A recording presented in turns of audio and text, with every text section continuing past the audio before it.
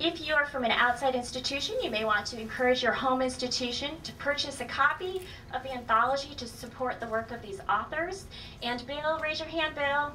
Bill from the bookstore is in the back, and he does have a couple of copies of the anthology for sale, as well as order forms available for you to take home. The library's Meet the Author series showcases authors whose works address important social issues of today and brings together the Northeastern community to debate and discover and discuss these issues. Please help us to support our programs by becoming a library supporter today. Today's panel is being moderated by Mariah Green. Mariah is an assistant professor in the graduate programs in Sustainable International Development at the Heller School for Social Policy and Management at Brandeis University. Mariah's work focuses on the intersection of human rights standards with economic and social policy at both national and international levels, including the practical implications of adopting and implementing a rights-based approach to development and anti-poverty work. It is my distinct pleasure to welcome Mariah Green and all of today's panelists.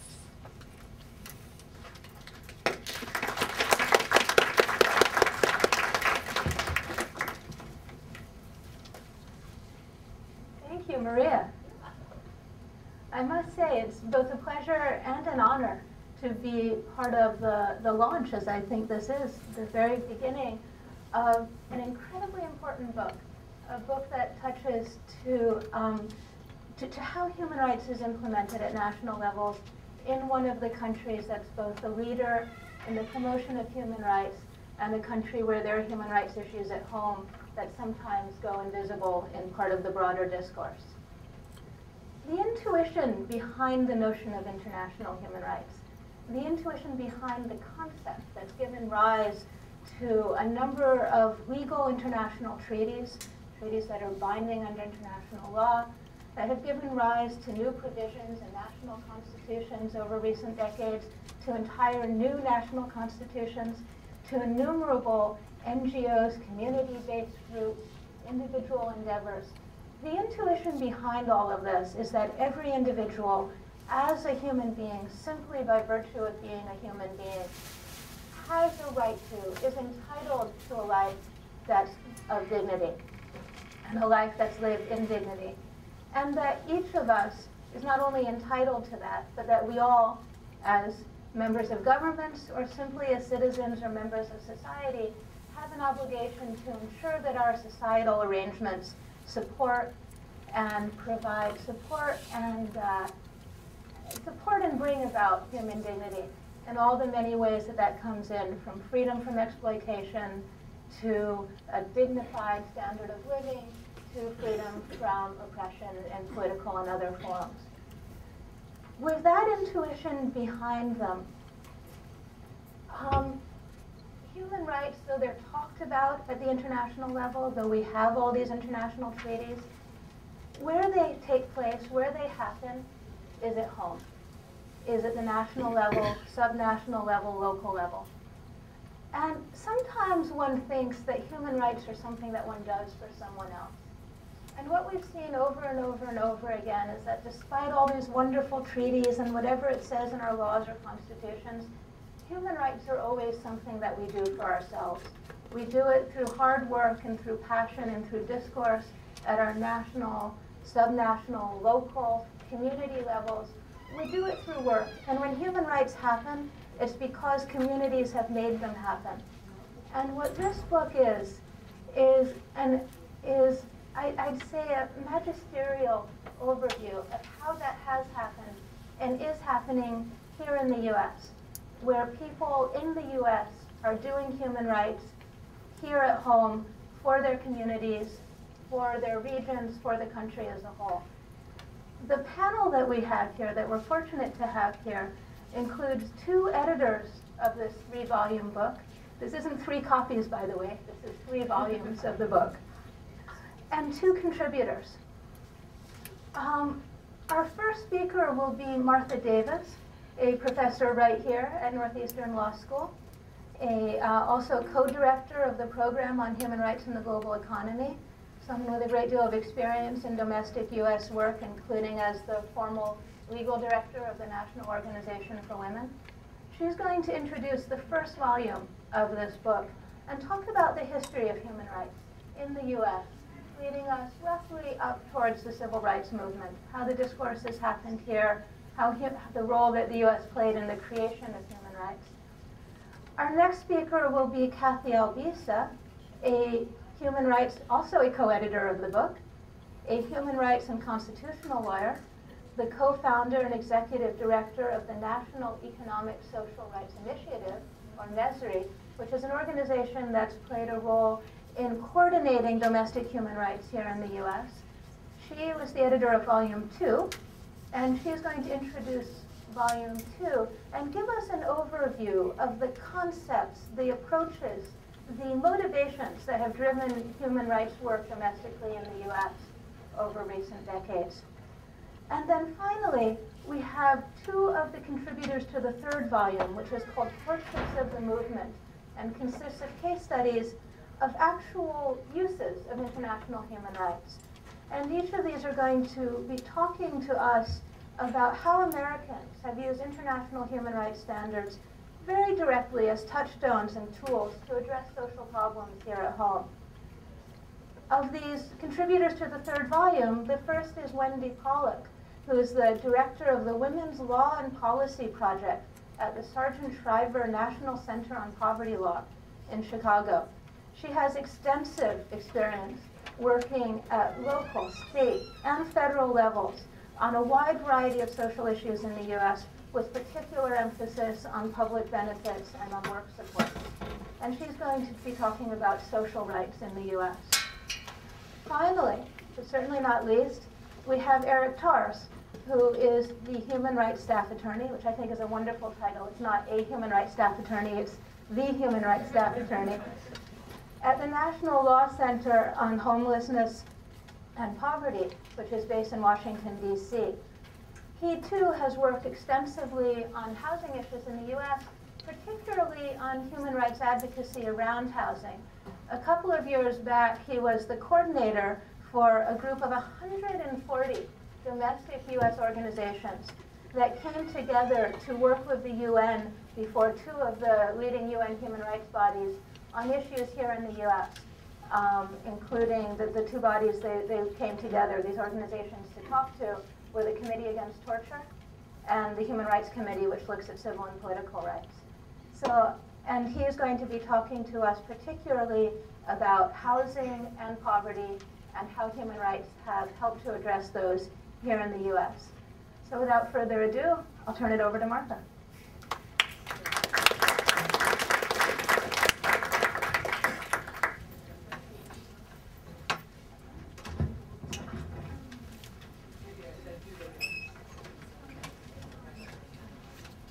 I can come down.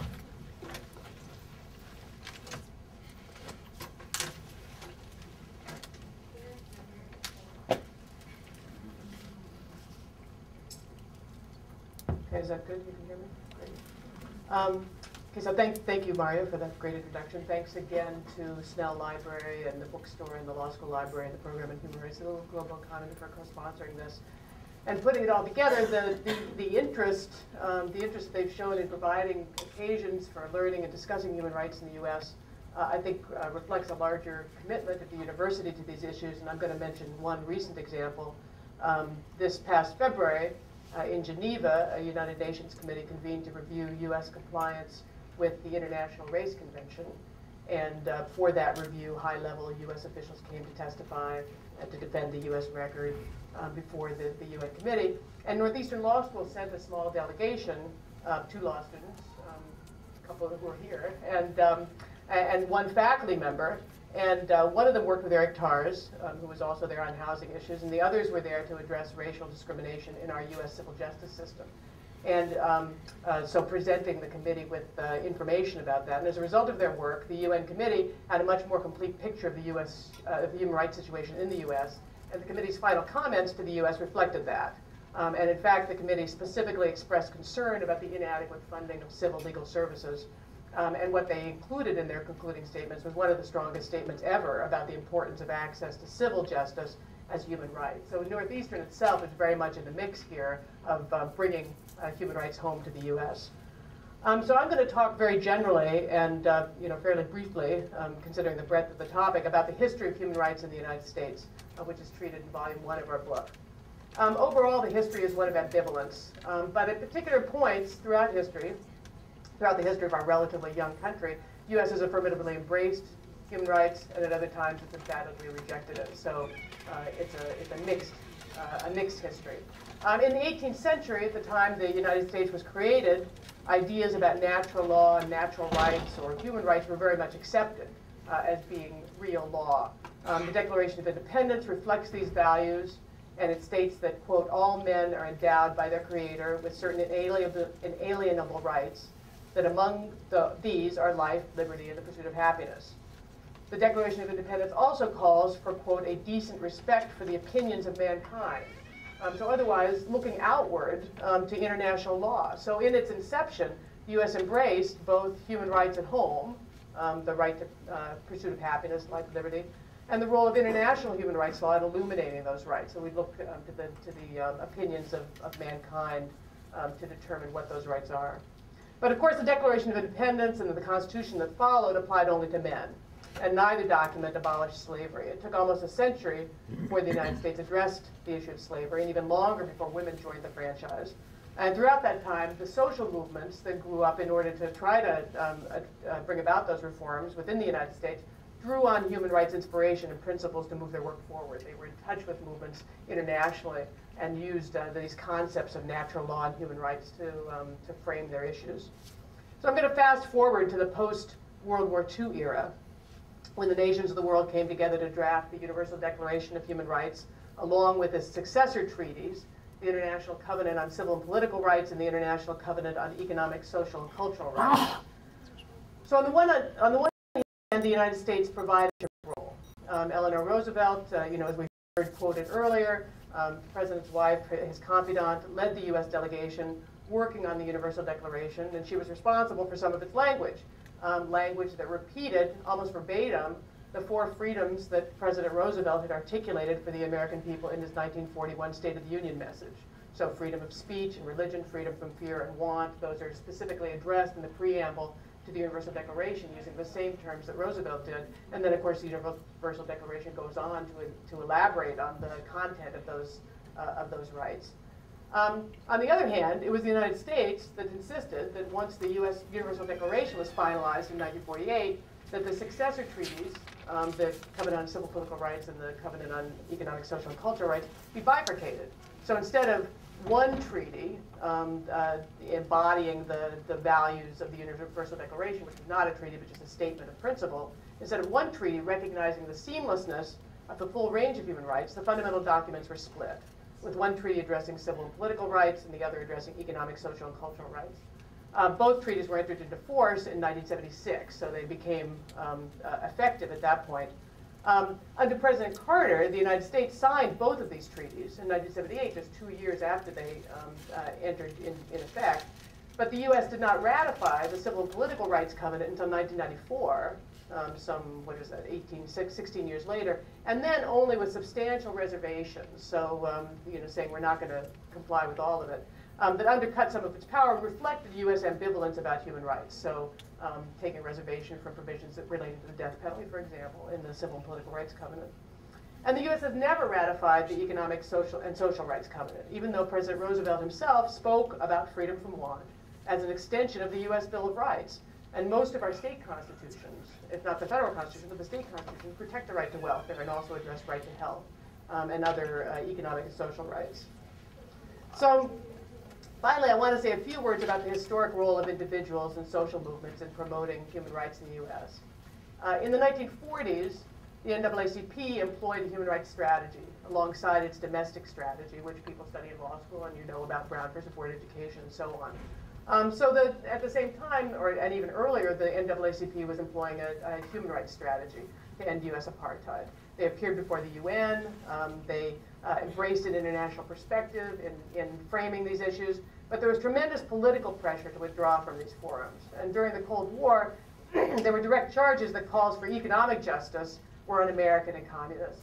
Nevertheless, individuals like Bayard Rustin, who was a leader in the NAACP, continued to embrace an international human rights perspective.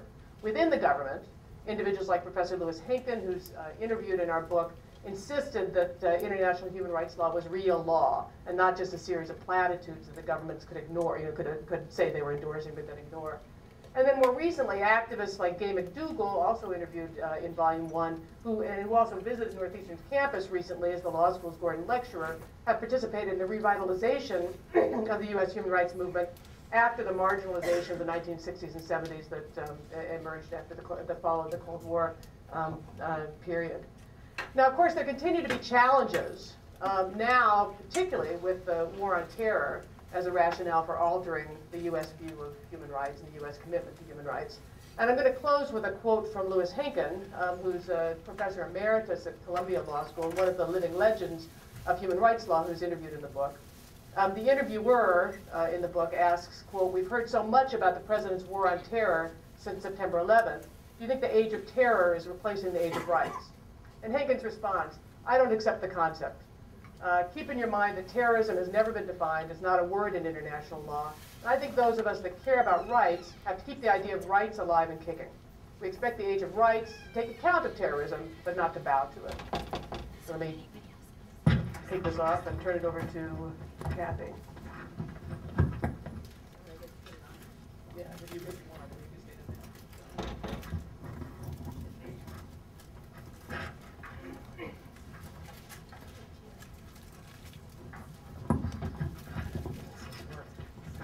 Here? All right, this working? Okay. So, I've been asked to give you guys a flavor of what the second two volumes are about. The first two volumes are about a history. And this is actually the first time I go anywhere to actually talk about a book versus a topic or a piece of work. So it's a little unusual. And the only way I kind of know how to start talking about it is to start talking about the work. Because that's what the volume 2 and 3 are about. The work that people have been doing now for maybe 18 years, trying to bring human rights back home. I started doing this work maybe about 12 years ago. And the reason I started doing it is because for the previous 12 years, I had been doing domestic social justice work. I had done a lot of work in the women's movement and the reproductive health movement. And for some reason, because I'm a little slow, it took me 12 years to figure out we were losing. And we were losing year after year after year. For those of us who came of sort of political age under Reagan, great time to come of political age, what you found yourselves doing with this very ineffective defense work as you watch the gains and the tremendous successes of the previous generations of activists just erode away. And at some point you're going, no, not under my watch. This just can't happen. There has to be another way to bring a proactive vision to build something the way that they started building it early and then in the middle of the century. Under our watch, under my generation's watch, we're losing. And I ended up in conversations with a lot of activists who were doing something that, frankly, I hadn't heard about, and I'm sure hardly anybody had ever heard about. So you have to be a little crazy to wonder why you would want to dedicate like the next 12 years of your life to something nobody ever heard about.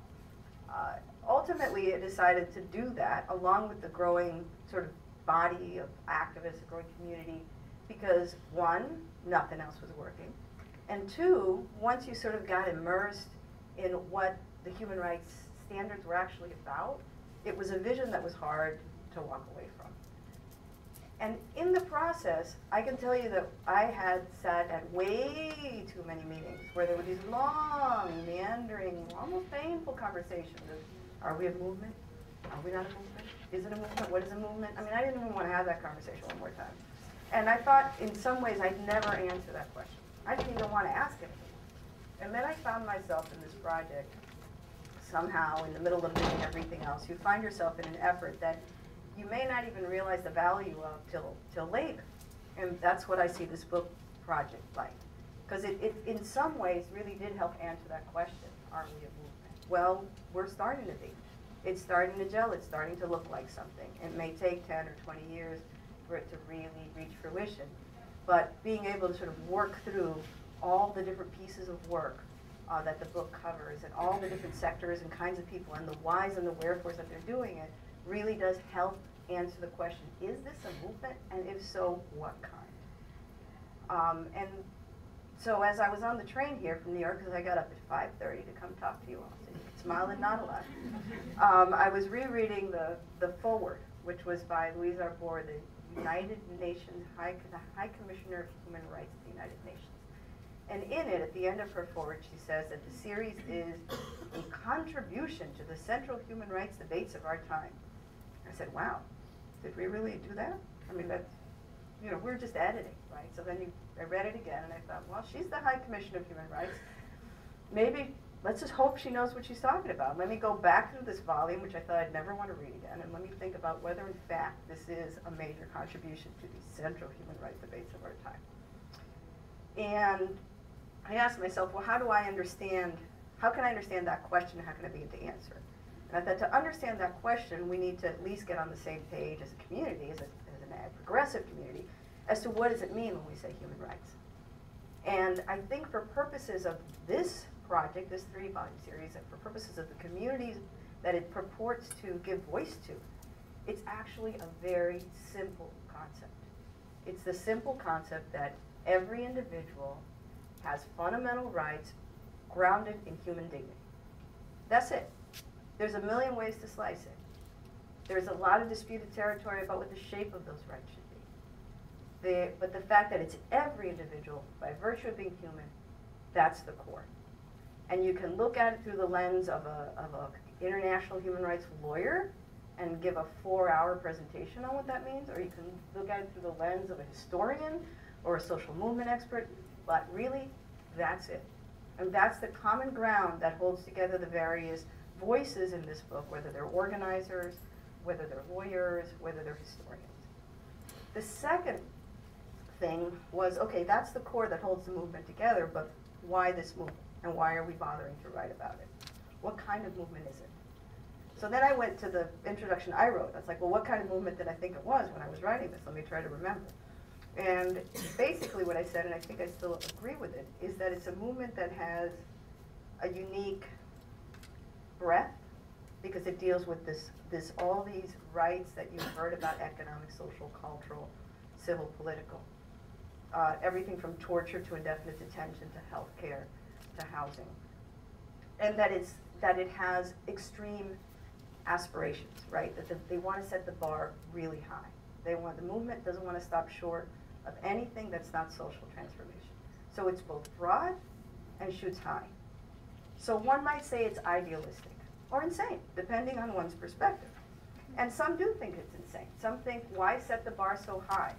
Why shoot that far when you don't know if you're going to get there? It's, especially in this age where even the very notion of ideals, at least in the last decade or so, have become almost suspect, right? We have pragmatic arguments out there why torture might be necessary. We have pragmatic arguments out there why healthcare really must remain a commodity. Well, I'm going to quote myself now. Whatever it was, this volume brings you the voices of those who argue intensely and passionately that this view cannot and must not prevail. The authors argue that we must hold on to what is best of what is inherent in our identity and ideals as a country, and heal ourselves of the systemic dysfunctions that lead to widespread violations of dignity, equality, and freedom. The disease is easy to identify: violence, inequality in all its forms, greed, exclusivity, cruelty, indifference, ignorance, and poverty. That must have been after 3 espressos. The upcoming chapters explore a growing movement that believes that human rights is the cure. And that's the essence of this effort. That's the essence of this attempt. It's a strong, multi-voice, multifaceted argument that human rights may very be what cures what ails us. And in that badly constructed sense, I think you know what I'm trying to get at. Now, why? Why would human rights be what that might be the cure to what ails us? what is it about the struggle? What is it about that core concept? Again, the authors argue that human rights is a continual struggle between supremacy on the one hand, in all its forms, right? Whether it's the supremacy of one country over another, one people over another, race, gender, you name it, versus equality, dignity, and freedom, right? It's your classic good guy, bad guy fight, except in real life it gets really complicated. But it's also trying to say that the solution to effectively fight this battle is, or the choices we have to fight this battle are fragmentation, which is where we are now. Everyone is in activism is really grounded in their sort of interest or issue or community, right? You either work on, healthcare, or you work on healthcare for poor women in rural areas, but you're not part of a sort of broader movement. And what the human rights community in the United States, the U.S. human rights community is arguing is we need a broader vision. We continue to work on our issues, but we need to be coordinated. We need to be part of a broader movement and vision, and we need to kind of get each other's backs. We need to build a sense of solidarity, coordination, communication across progressive sectors, which we have lost over the last decades with sort of increased specialization, the professionalization of the movement. We're all now experts. Well, experts aren't always activists, and experts aren't always movement people. And what this country needs now is movement building, because we're in a really bad, sad, and ugly place, and we've got a lot of repair work to do to take ourselves back to a place where social justice has some meaning in this country.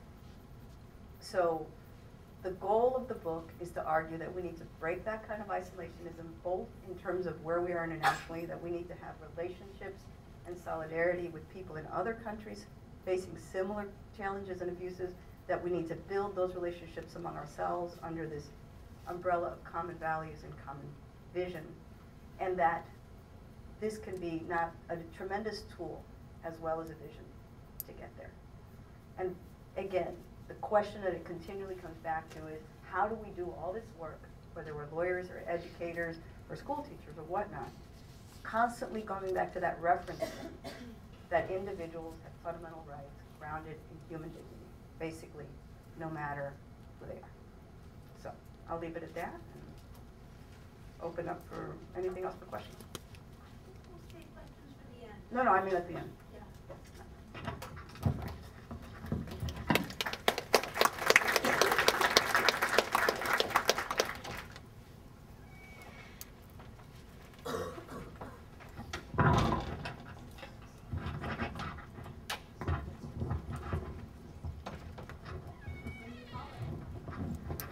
Good afternoon. Glad to be here. I'm with the Shriver Center, which is a national law and policy center that takes action to end poverty through policy development, communications, and impact litigation. There are 37 million people living in poverty today in the United States. And if you want to have some idea of how many people that is more than the entire population of California. The federal poverty guidelines set poverty at $10,400 a year for one person and $21,200 a year for a family of four. So it's a very low standard. When I was asked to write about welfare in this as my contribution, I was told that it was probably one of the hardest things to write about in terms of subject matter, and I think that was right. The title of my chapter, I called it The Right to Social Security in the United States, Ending Welfare as We Know It. Because for those of you who, not too many of you in the room, are old enough to perhaps remember, but when, despite claims to the contrary that most famously by President Bill Clinton, that we have ended welfare as we know it when he signed the 1996 Welfare Reform Law, we have not ended welfare as we know it. Our history of welfare in the United States demonstrates that there's a range of policies and programs that basically have been recycled over time. They're not really new. It's just depending on the time, or the political, the economic, and the social context. It varies on whether, whether there's small incremental steps towards expansion, where there's leaps in the expansion, or whether we're in a period of contraction. And we've been in a period of contractions throughout the 90s, and we still are today. What remains constant, though, is that the United States has never provided its populace with a comprehensive program that benefits all those in need, nor an adequate standard of living for recipients, and that eligibility doesn't necessarily translate into receipt.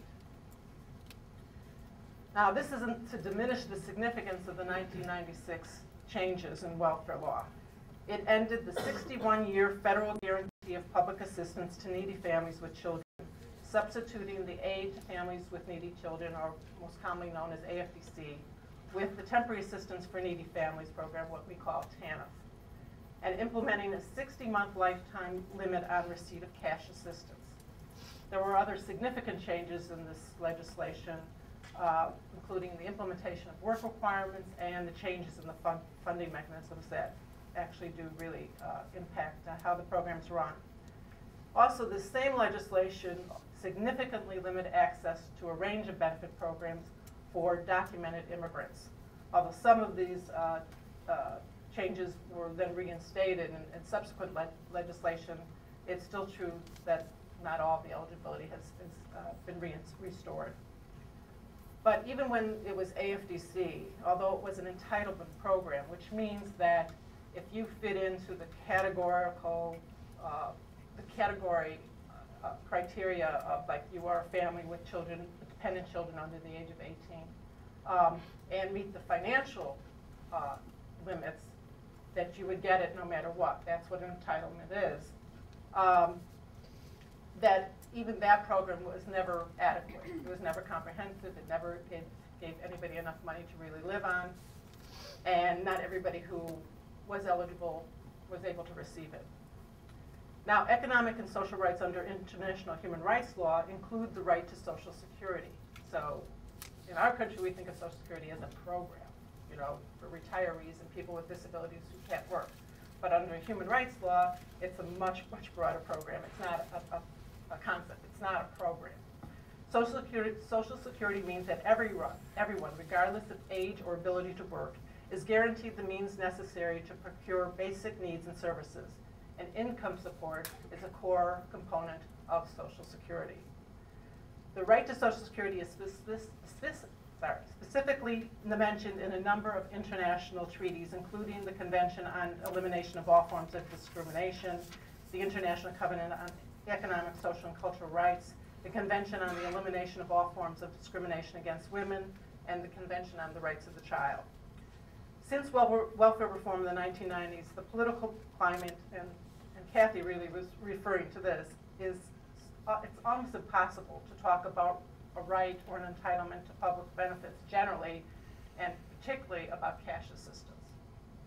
There has been considerable movement in access to health care because of the increasing income gap between the rich and poor and the insecurity of the middle class. And as many of you probably read this week, the need to maintain the entitlement to food stamps is pretty strong.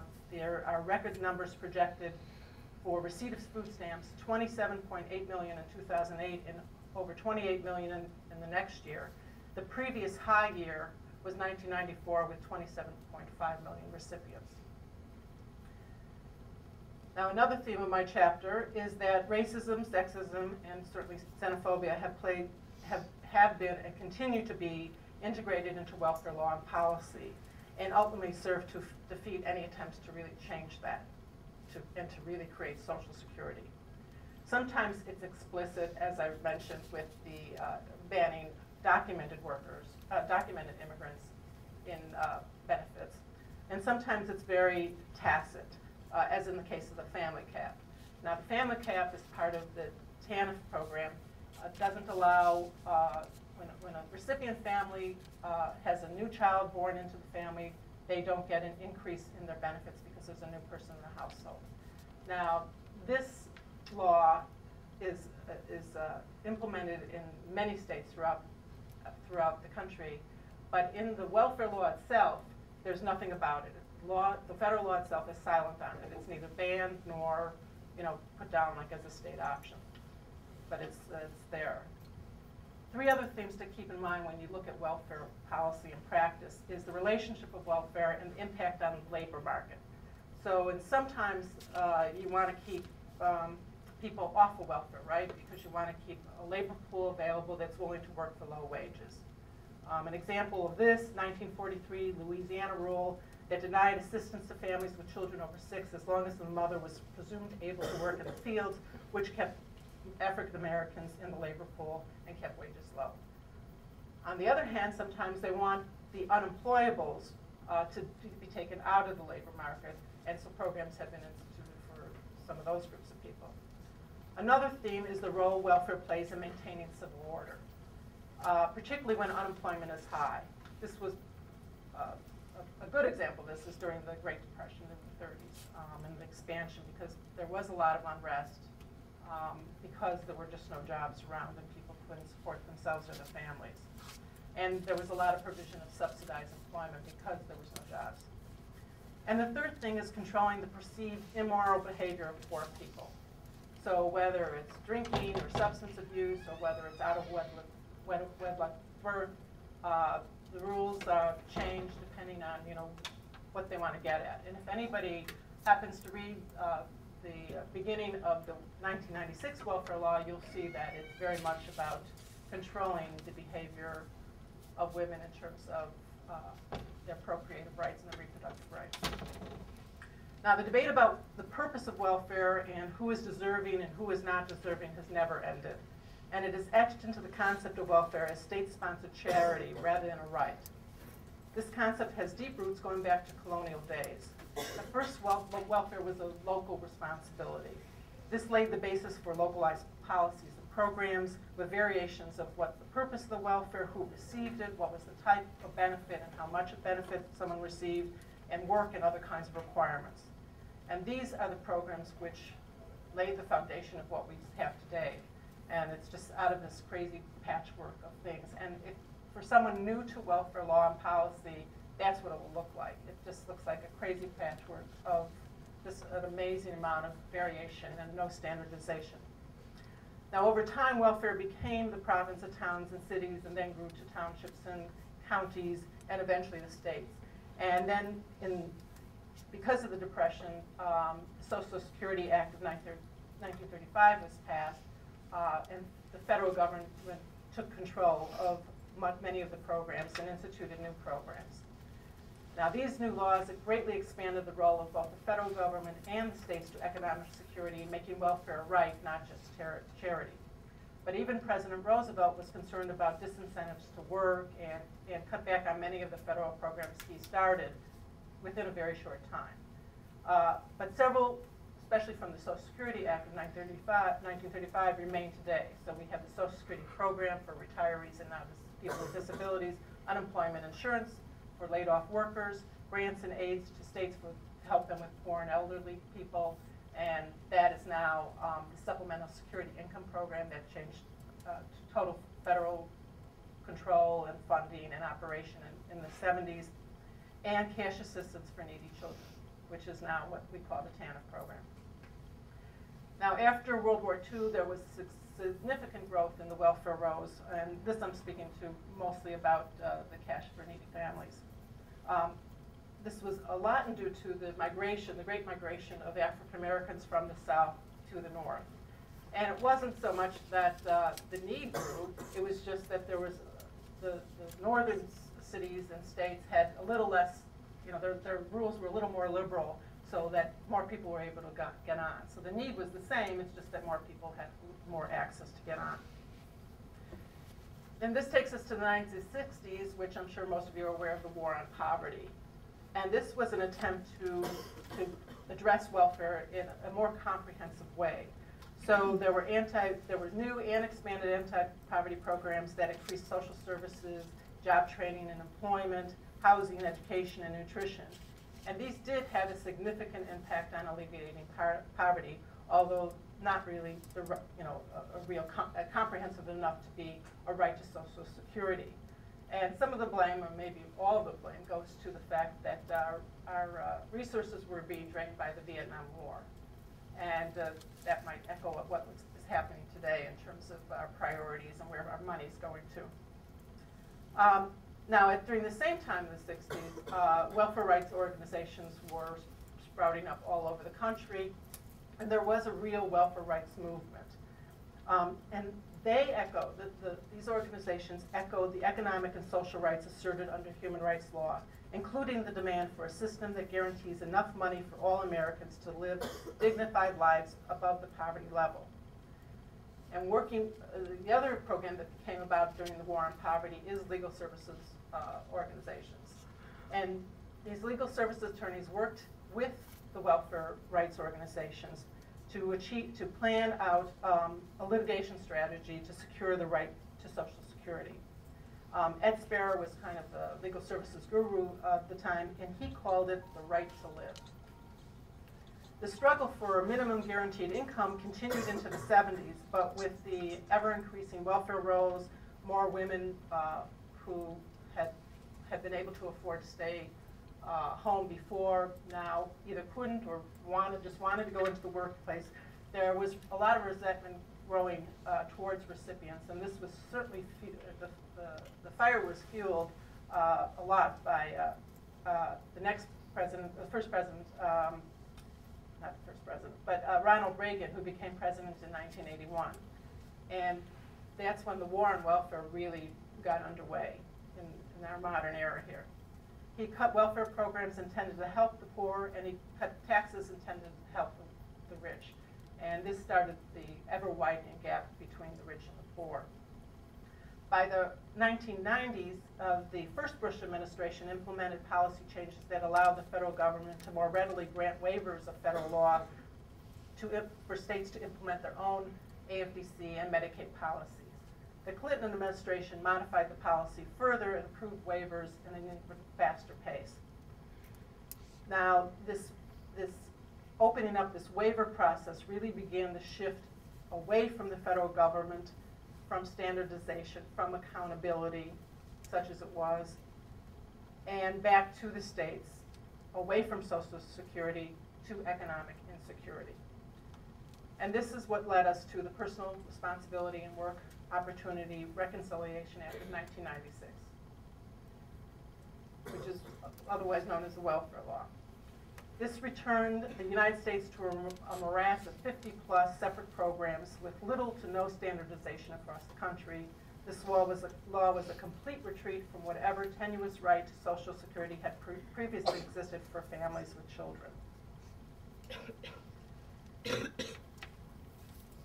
So the discussion now in welfare circles is what's the caseload numbers, what are the work participation rates with the work requirement that every state has to meet, how much verification documentation each recipient has to hand in to prove that they're doing what they said they're doing or who they are, what is their behavior, what are we going to reward, what are we going to punish, who are the deserving versus the undeserving, what are the costs. Instead of talking about what's the actual need, and until we talk about what the actual need is, welfare as we know it has not ended and will not end. So what we need to do is how do we change this conversation so that we can change this policy? And so how have activists been using the human rights framework to press for the right to Social Security? I give just a few examples in my chapter. One is litigation is still a significant way to do this. And actually Cathy and Martha were involved in challenging the implementation of the family cap in New Jersey and claiming that the policy is a human rights violation. Another way that is very common in human rights work is documentation.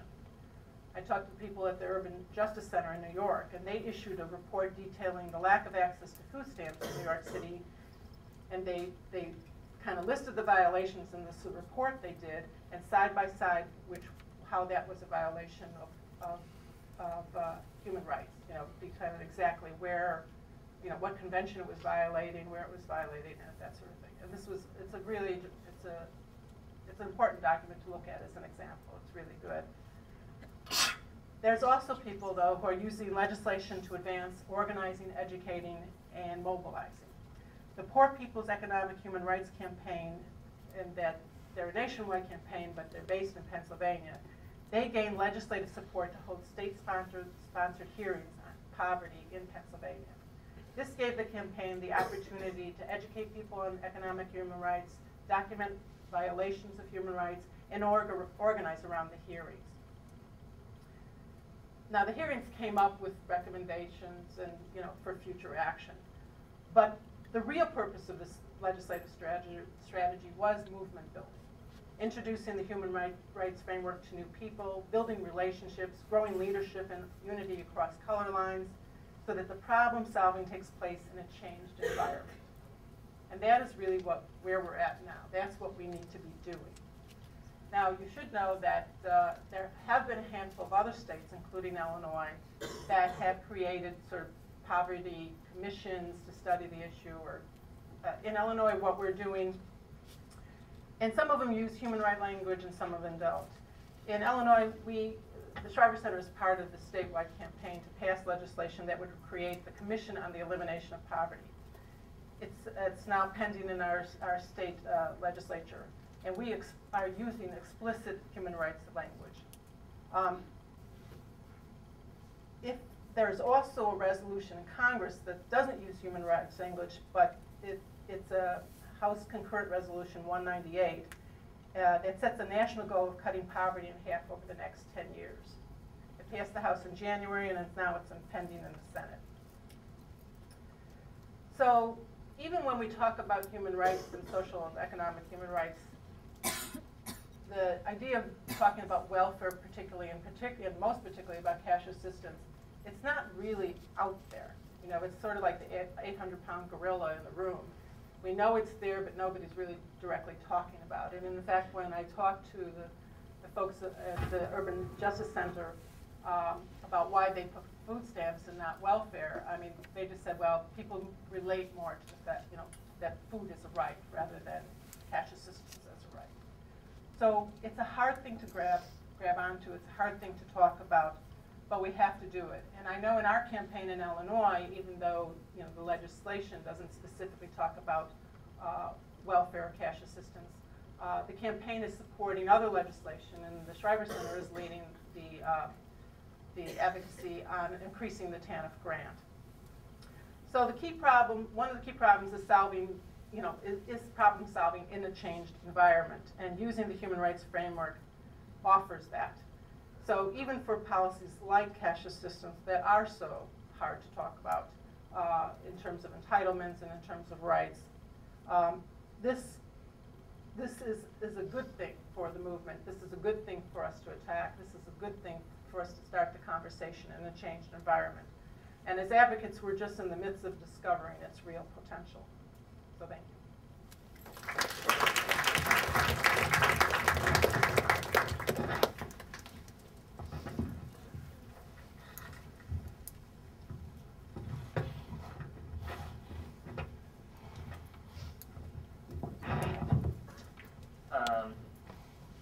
All right, so my name is Eric Tars, and as Maria said before, I am the Human Rights Staff Attorney at the National Law Center on Homelessness and Poverty. And I mean, it's funny, but I think it's actually important to start with that. And why? For a lot of you in this room who may be thinking about jobs after graduation, my organization sees it necessary as part of their mission of addressing domestic homelessness, inadequate housing, and poverty to hire me on to do this work full-time, looking at international human rights standards, going to international venues, and taking that work and integrating it back into our domestic policy advocacy, our litigation, our training and public advocacy work. This is something, and it's not just me. Since I came on, we've also hired a domestic violence staff attorney, and one of the criteria that made her get chosen over some other folks was the fact that she had actually done an internship at the Inter-American Commission on Human Rights, and we knew that some of the work that we were going to be doing, we were going to be focusing on using that venue. So this is not just this abstract concept. This is something that you guys should be thinking about, should be learning about, because it's what's going to set you apart from some of the other people who are applying to to these same organizations. And like I said, it's the National Law Center on Homelessness and Poverty, it's the ACLU, it's other national organizations. It's not just the 2 or 3 fellowships that are offered every year at Human Rights Watch or Amnesty. Human rights work is much, much broader. If you're doing voting rights, police brutality, housing, education, healthcare, all these things, you can bring a human rights focus to that, and it's going to help you in your work down the road. And so that's kind of what I want to emphasize with my talk, is that I'm using these tools of human rights. I'm doing fun, interesting things like going to Geneva to testify before the Committee on the Elimination of Racial Discrimination, but then I'm bringing it back home. Working, like I said, in litigation, policy advocacy, infusing these tools to help to complement and amplify the traditional civil rights and poverty law work that we've been doing, and to try and use it to address the causes and symptoms of homelessness by reflecting a different standard, the standard of the right to housing, rather than, as Wendy said, like this programmatic view of how we address these issues. So what does that look like? Like I said, I just got back from these hearings in Geneva with a couple of Northeastern students, Monica and Florence, were both there, and you should definitely talk to them if you want to hear more about the experience from the students' perspective. But we were there for the hearings before the Committee on the Elimination of Racial Discrimination. And this is one of 3 treaty bodies that oversees the U.S. based on the 3 human rights treaties that we have actually ratified in this country. The other 2 being the Convention on against torture and other forms of cruel, inhuman, and degrading treatment or punishment, and the International Covenant on Civil and Political Rights. And so, under these treaties, every few years, the government has to issue a report saying this is how we're doing implementing these rights, and they always paint a very rosy picture of what's going on. For example, in the report to the Racial Discrimination Committee, the treaty itself defines racial discrimination as not just intentional discrimination, but any policy that has the purpose or effect of racial discrimination. So anything with a discriminatory impact, the country is supposed to critically self-examine itself and say, you know, this is where we may have come up short, and this is what we're doing to address it. And just to give you an example of how they may not quite have done that, I'm going to quote from the U.S. report, the one paragraph that they put in there about Hurricane Katrina, which says, concern has been expressed about the disparate effects of Hurricane Katrina on housing for minority residents of New Orleans. Recognizing the overlap between race and poverty in the United States, many commentators nonetheless conclude that post-Katrina issues were the result of poverty, i.e. the inability of many of the poor to evacuate, rather than racial discrimination per se. This is missing the point of the treaty entirely. It's trying to redefine what racial discrimination under the treaty actually means. It's the same thing. I was there for the hearings before the Committee Against Torture, where rather than saying, okay, the treaty says do not torture, this is what we're actually doing, they tried to redefine what torture meant and say what we're doing isn't actually torture, so it's not banned by this treaty. It's the same thing here. They're trying to redefine at the international level what these treaties actually mean. So it's important for us as activists to be there and prevent the U.S. from doing that. And the way we do that is through this process called shadow reporting, where we draft reports that shadow the U.S. report, give the real picture of what's going on the ground. This is a participatory process where we're getting information from directly affected people. They're directly involved in the drafting of these reports. And then we actually go to Geneva, to these treaty bodies as they meet. And it's not just us as lawyers who are there. It is the directly affected people themselves. And again, this is something that I think is different about the way the human rights movement works. And it's actually changing the way a lot of the lawyers in the movement are working. I think a lot of people come to law school saying, I want to be a lawyer. I want to be able to speak for the people who can't speak for themselves.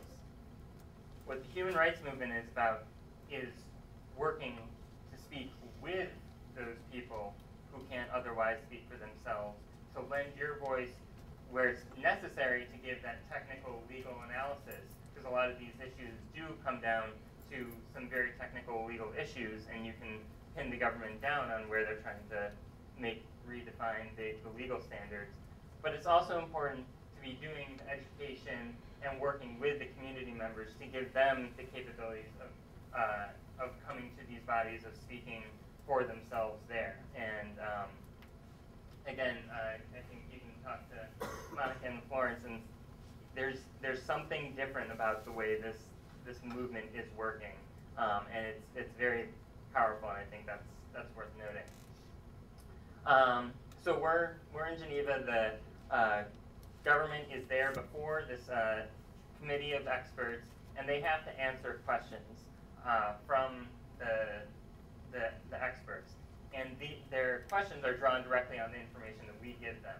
Often, like the shadow reports are kind of like amicus briefs for these committee members, and they are quoting directly out of them in questioning the U.S. So it gives us a chance to shine an international spotlight on a lot of issues. And drawing back to the comment that was made earlier about the parallels to apartheid in the U.S., one of the committee members from India actually said, I once lived in Chicago, a reporter there came back from South Africa, and he said, you know, in South Africa they have all these laws to promote apartheid. We don't even need those in the U.S. We get the same results. And that's, you know, that's what the treaty is about, is addressing issues like apartheid, segregation in housing that's still very prevalent in the U.S. But, you know, the other thing that was great for me is my ears perked up when I heard that, and I said, that is a quote that a newspaper is going to be able to pick up and run with. That's something you don't hear every day in the U.S. press. And so we immediately integrated that into some of the press releases we were doing. We got very good press coverage using it from a number of national and local papers. And again, this is another opportunity. These are strategies that organizations, that activists can use that they wouldn't normally have access to. We weren't just there to meet with the Committee on the Elimination of Racial Discrimination. We also took advantage of the time that we were there to meet with some other UN officials, including the Special Rapporteur on Adequate Housing. And one of the major issues coming out of Katrina, as many of you may have heard, is the destruction of public housing there, where the public housing was some of the most solid buildings in the city. They were barely damaged by the storm. Many of them were habitable immediately after the storm. But even as there was still water in the streets, still people evacuating from the city, there were trucks headed to New Orleans with razor wire, with big metal sheets, and they fenced off and they blocked up the windows of public housing because somebody had to plan ahead of time. And they said, this is our opportunity to get these folks out of here. This is our opportunity to redevelop this land and do something else with it, with no regard for the communities that were living there, or the impact, particularly the racial impact, or maybe with some idea of what the racial impact would be there. And so we talked to the Special Rapporteur on Adequate Housing and the independent expert on minority issues while we were there in Geneva, and we got them to issue a press release and condemning the destruction of public housing and calling for more consultation with the affected communities. And this got huge press coverage, both in the local New Orleans press, but also at the national level, the Wall Street Journal, USA Today. You know, many of these stories were taking a little bit of the wrong tack on it. They were saying, you know, what is the UN doing, poking its nose into New Orleans business when they can't even manage their own oil for food program. But, you know, that aside, it was, you know, and there are many good ways to address those questions, like saying that these are UN experts, they're not part of the political system of the UN, these are independent experts who are getting the information from the groups on the ground about the situation and using the human rights standards that the US has to uphold as a party to the UN, as a party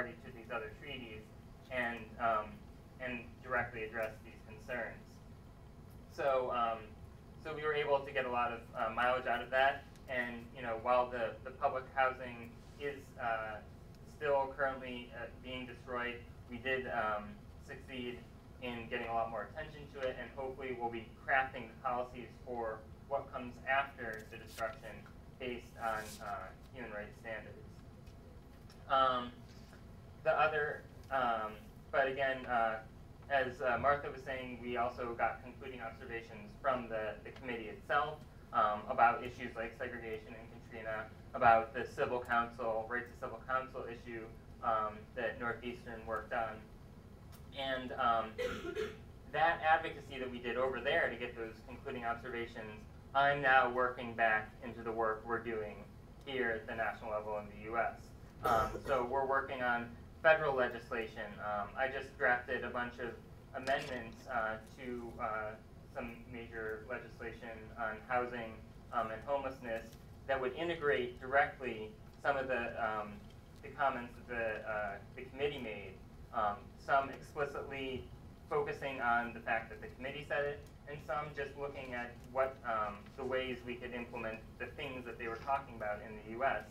And I think that's important because if you get that into the legislation itself, then 10 years down the line, when you want to litigate under that, you can say, look, Congress was actually aware of these things as they were drafting this legislation. Therefore, any of the follow-up comments that the committees have made, any of the other human rights standards that they're using, those are relevant too, and so it amplifies our ability to litigate under what are often far too weak domestic legal standards. And we're also working on a brand new piece of legislation that would, the right to housing at the international level doesn't mean just a roof over your head. It means, it has to be an adequate location, an adequate availability of materials and services and infrastructure. It has to be habitable, affordable, accessible, all these different things. And we're building legislation that would directly address each of these different areas, but through the conventional means, through public housing, through inclusionary zoning, through very traditional domestic means. But that's the way we're framing it, and again, that's so that down the line, if we need to litigate under it, we'll be able to draw on those stronger human rights standards.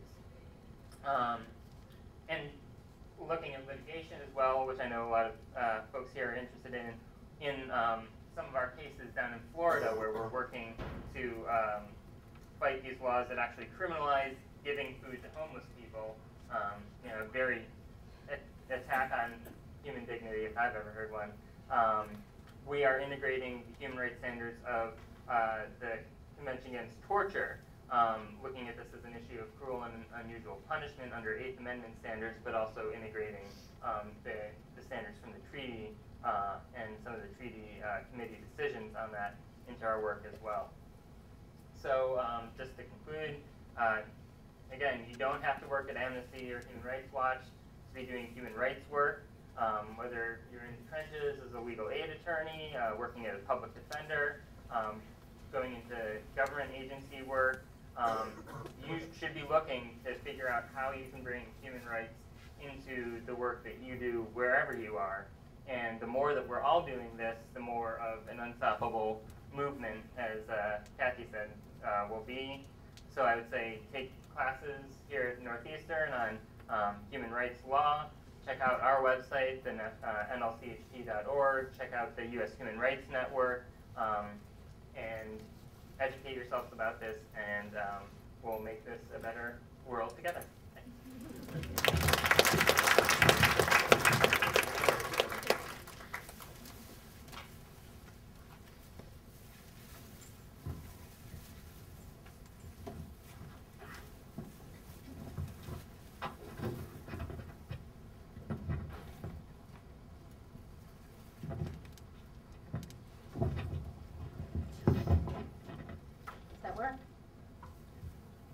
I want to thank all of these speakers who have given us this, is this working? Sorry. Who have given us this amazing view of human rights in the U.S. And before we open to questions, I want to pull this together just for a moment by saying something very simple, which is that whether you're in the developing world or in the U.S., in a wealthy country like the U.S., you know when you've got a problem. human rights don't tell you you've got a problem. You know you've got the problem. So what does human rights add? And human rights often adds different things, and we've seen all three. I'm going to label three of them, and we've seen all three come up in these. And I thought I'd just put them out there. And one thing that human rights laws add often is simply a sense of legitimacy, a sense of, oh, not only do I have this problem, but the world agrees that this problem isn't just the way the world is. It's not just how things are supposed to be. It's not just bad luck.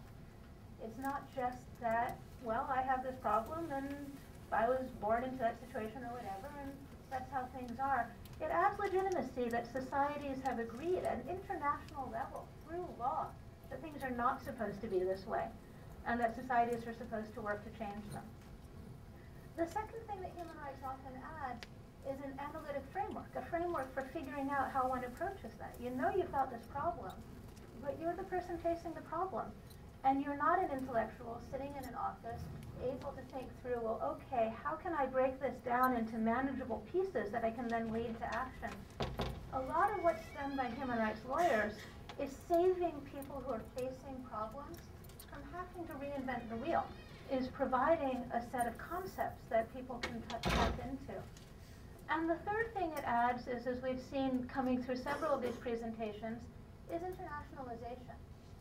Either a common framework and language to link with other communities facing similar problems to find joint solutions, or simply an international body out there, the UN, that doesn't have any soldiers and isn't going to come in and enforce anyone's rights in the US or anywhere else, but serves as a forum, serves as a way for you to bring your national issue to an international place where it becomes part of international discourse, and where people back home understand that the world is watching.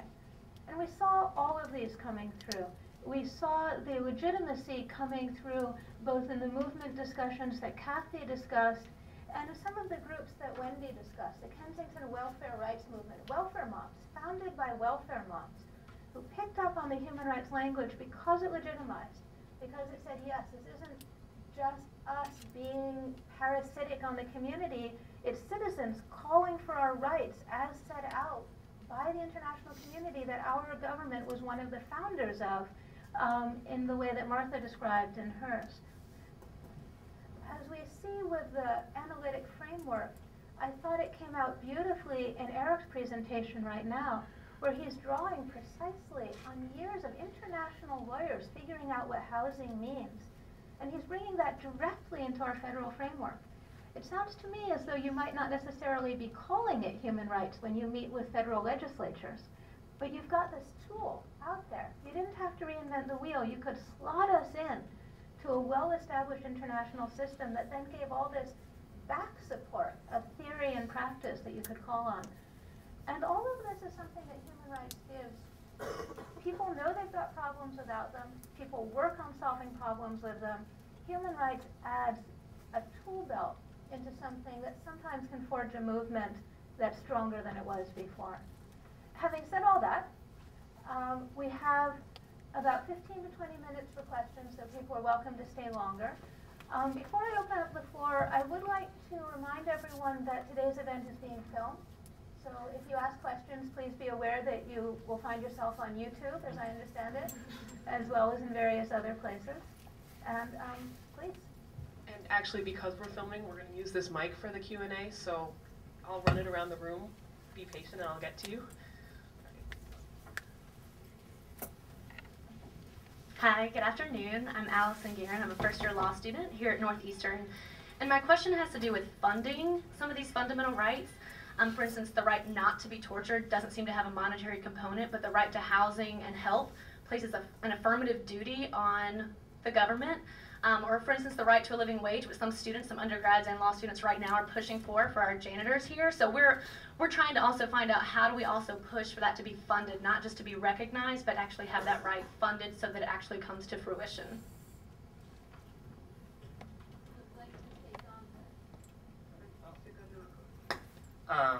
It's a good question. I mean, the right not to be tortured does in fact have a positive obligation on the government.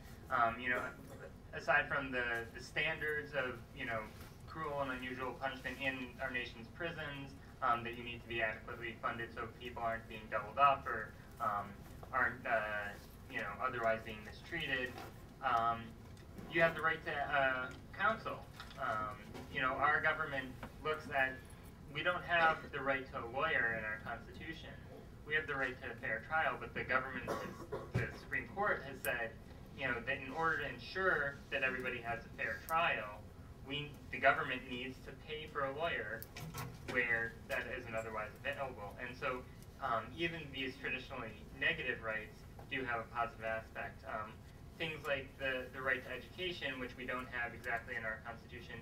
I mean, the desegregation, busing, those were things that courts have ordered in the past in order to uphold these rights. And it's something that we can draw upon and say, this isn't coming out of nowhere. This is a tradition of the government taking on an obligation to ensure that these rights have been ensured. I'll stop there. All I would add is, yeah, there is this false distinction between sort of free rights and rights that cost money. They all cost money. So that's, I think, what Eric is saying. There's a due process is probably the most expensive right. And I don't think I would even create a distinction between fulfilling a right or respecting a right and funding it. I mean, it's sort of part and parcel. And what we tend to do in our society is, the question is not how do we come up with new resources even. We're actually a very well-resourced society. The question is, how does the way we use resources reflect our commitment to certain values? So for example, in our country, we spend enormous amounts of money on custodial and punitive functions. But we won't spend that kind of money to make people's lives better, to ensure their dignity, to ensure their well-being. So I'll give you the example that drives me crazy, because this was actually in a judicial opinion, where the state will come in and remove a child because the family's homeless, put him in foster care. That happens in several states. That's really expensive, but the state will not provide housing support. These are cases where the only allegation is homelessness, to keep the family together. That says something about how poorly we respect basic fundamental rights around family, around your right to a decent home, etc. But it doesn't say anything about resources, because the resources are there and they're being spent. And there are people who have tracked how much money we spend to hurt people, to punish them, to control them, to separate them, and it is far greater even than what we spend in social support, despite the fact that it's a lot cheaper. I'll just say that. I'll just add, it's just sort of repeating, it is a matter of priorities. But even easing poverty, alleviating poverty in this country doesn't have to add up to a lot of money. I mean, certainly things, you know, providing housing, providing cash assistance, those cost money. But, and I'll do a little plug, there's a box somewhere over on that side with our center did a poverty scorecard of the 2007 Congress and how they voted on different select pieces of legislation. But most of the legislation didn't have big price tags on it, and still many of them, you know, either didn't end up getting a full vote on or were voted down. So, you know, it is just a matter of priority. Are you going to tackle this problem? Are you going to tackle this issue? And then make sure that the political will's there and the resources will be there. It's a long, everyone's spoken to it, but it just boils down to one thing though when it comes to money, because that's where the sort of excuses start coming up. It's very expensive to violate rights. It's very expensive. You got to pay a lot of people to do a lot of bad things to violate rights. It is far more expensive than to protect them. So that is absolutely an illusory kind of defense on the part of the reactionary forces in society. And the one last thing I'd add is that it's not just, you know, the right to housing doesn't mean that the government actually has to build a house for every single person in the country and give it to them free of charge. There's a number of different methods. Rent control very easy way of ensuring the right to housing could be met. Inclusionary zoning, where you have every community, if there's a new luxury condo building going up, they have to ensure that a number of those units might be affordable units. This is the way they do it in a lot of countries in Europe, where you don't have huge public housing projects that are like running down and decrepit because we've systematically underfunded them for years, but every single private building has a number of affordable units, and so the poorer people are dispersed throughout the city. They have the same access to the resources and infrastructure that everybody else does, and it's a method of ensuring that everybody is housed. And so it doesn't necessarily have to be the government doing it all. There's government mechanisms to balance out the marketplace that should be implemented. Thank you, Ashley.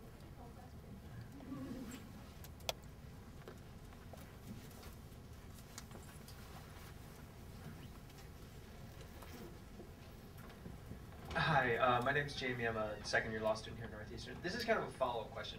I agree with everything everybody just said. In terms of changing the discourse, in terms of changing what people place priorities on, it seems like I was born in 1980, so for my entire lifetime, it's been much easier to get people to support the idea that it is somebody else's problem, that it is their failings, that it's much easier to blame and be punitive.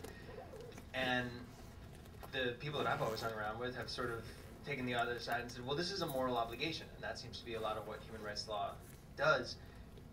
That argument seems to not be working.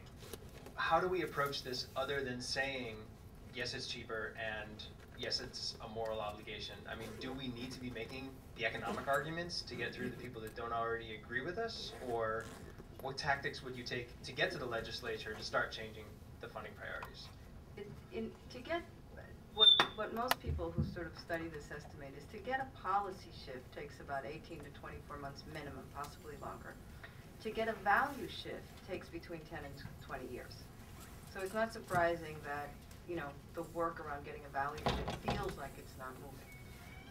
I think it can't be an either or, it has to be an and, right? We need to build policy wins, tapping into existing interests, existing values in a way that feeds into a longer term shift versus in a way that takes kind of shortcut arguments and might. So while the economic arguments need to be a piece of the picture, I think they need to be made in a way that supports the notion that we do have moral obligations. And there are, when you look historically, there have been value shifts in this country. And there are things we will no longer accept, irrespective of sort of economics outcome. You look at the gains of the civil rights movement, and basically segregation, de jure segregation, is no longer something anyone will accept, right? And that wasn't always the case, and it wasn't that long ago. In fact, in the book, going back to the book, if you look at the history section, one of the biggest arguments against human rights in the United States by the head of the ABA at the time, head of the ABA, said that the worst thing about human rights was that it would lead to anti-lynching laws, the allowing mixed marriages,